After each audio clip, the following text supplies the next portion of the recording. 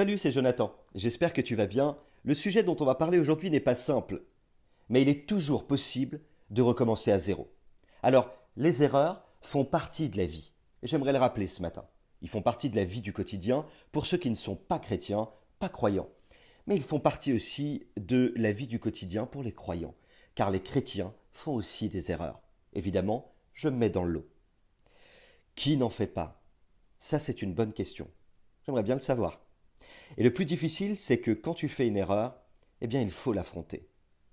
Car pour recommencer à zéro et repartir de nouveau, il faut d'abord affronter les erreurs, les reconnaître, et c'est ensuite qu'il est possible de recommencer à zéro et de repartir enfin.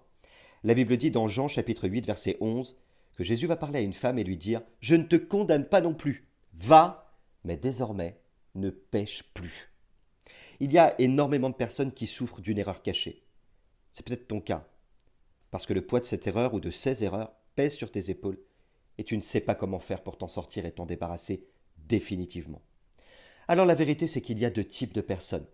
Évidemment, quand je parle de type de personnes, je ne mets pas les gens dans une boîte et je n'émets aucun jugement. Mais je constate qu'il y a vraiment différentes catégories de personnes et ça, c'est une réalité. La première catégorie, ce sont ceux qui font des erreurs, ne veulent pas l'affronter, commencent à vivre avec, puis font deux erreurs, puis trois erreurs, puis beaucoup d'autres, jusqu'au jour où les erreurs n'en sont plus, mais qu'ils deviennent la normalité. C'est comme ça que, malheureusement, tu peux t'éloigner de Dieu, t'éloigner de ton couple, et t'éloigner des gens qui t'aiment et que tu aimes. Puis, il y a une autre catégorie de personnes. Ceux qui font des erreurs mais qui en souffrent vraiment, qui ne veulent pas en faire d'autres, mais pour qui le poids de l'erreur ou des erreurs pèse trop lourd. Que ce soit pour les uns ou que ce soit pour les autres, rappelle-toi qu'il est toujours possible de s'en sortir et de recommencer à zéro. Les deux catégories passeront par le même chemin, celui d'affronter les erreurs, de les assumer, de les confesser, puis ensuite de les abandonner définitivement pour enfin tourner la page et passer à autre chose. Alors j'aimerais te donner juste un petit conseil ce matin. Peu importe les erreurs que tu fais ou que tu as fait, si tu sens que le poids de la culpabilité pèse trop lourd sur tes épaules aujourd'hui, et tu aimerais en être débarrassé, le chemin que tu dois prendre n'est pas simple, mais il est inévitable si tu veux t'en sortir. Et j'aimerais te proposer des étapes afin que tu puisses retrouver la joie de ta relation avec Dieu, peut-être la joie de ta relation de couple, et qui sait, la joie de ta relation avec les autres et avec l'Église. Écoute bien.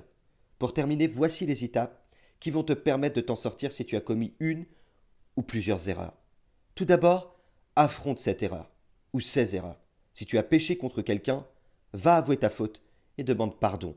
Si tu as péché contre toi-même, repens-toi. Mais quoi qu'il en soit, affronte.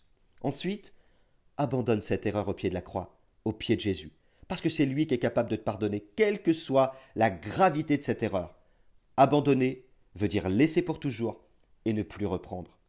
Pour terminer, mets en place un système de protection de manière à ne plus recommencer jamais. Cette expression biblique qui dit va et ne pêche plus, elle est possible que si tu t'éloignes du lieu du péché, des personnes qui t'y ont poussé ou qui t'ont aidé à y entrer. Il faut mettre une séparation et emprunter de nouveaux chemins avec de nouvelles habitudes.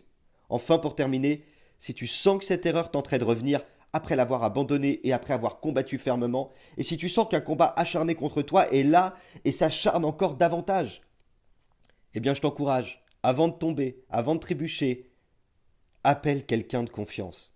Ton pasteur, ton ami, ou encore la personne qui partage ta vie. Peu importe. Mais confie-toi. Et ensemble, vous pourrez combattre et prendre la victoire. Parce que prendre la victoire seul, c'est parfois difficile. Mais à plusieurs, on est plus que vainqueur. N'oublie pas, Dieu a mis son potentiel en toi.